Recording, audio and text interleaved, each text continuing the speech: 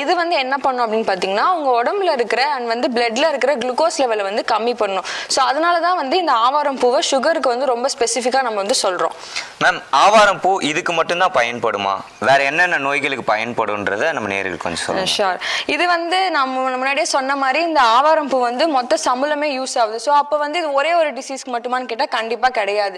நம்மளோட ஸ்கின் ஹெல்த்துக்குமே இது வந்து ரொம்ப நல்ல ஒரு தீர்வா வந்து இருக்கு. அதாவது தேமல் இருக்கு, இல்ல வந்து நம்மளோட இது வந்து அலர்ஜி ஆகுது, ஏதோ ஒரு விஷயம் வந்து நான் சாப்பிட்டாலோ இல்லை ஒத்துக்கல, எனக்கு வந்து நமைச்சல் அதிகமா இருக்கு அப்படின்னு சொல்றவங்க இந்த பூவை வந்து ஒரு 100 கிராம் அப்படி எடுத்துக்கிறீங்க அப்படின்னா பச்சை பயிறு பார்த்தீங்கன்னா ஒரு 50 கிராம் எடுத்துக்கோங்க. ரெண்டுமே நல்லா வெயில உலர்த்தி பவுடர் பண்ணிட்டு குளியல் பொடியா வந்து நீங்க யூஸ் பண்ணலாம். கூடவே வந்து உங்க வீட்டில் இருக்கிற இந்த கஸ்தூரி மஞ்சளையும் நீங்க வந்து ஆட் பண்ணிக்கலாம்.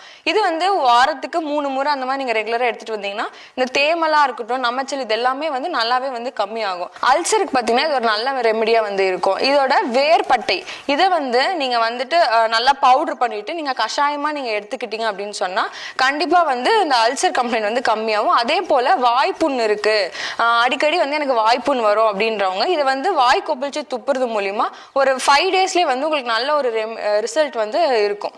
மேம், ஆவாரம் பூவை எந்த வயதினர்ல இருந்து பயன்படுத்தலாம்ன்றது கொஞ்சம் வயதினர் பார்த்தீங்கன்னா 12 வயதுக்கு மேல இருக்கிற யாரா இருந்தாலுமே வந்து யூஸ் பண்ணலாம். டயபெட்டிக் இருந்தால் தான் யூஸ் பண்ணும், இல்லை எனக்கு ஸ்கின் ப்ராப்ளம் இருந்தால் தான் யூஸ் பண்ணும் அப்படின்ற மாதிரியான எந்த ஒரு குறிப்பிட்ட இதுவும் கிடையாது.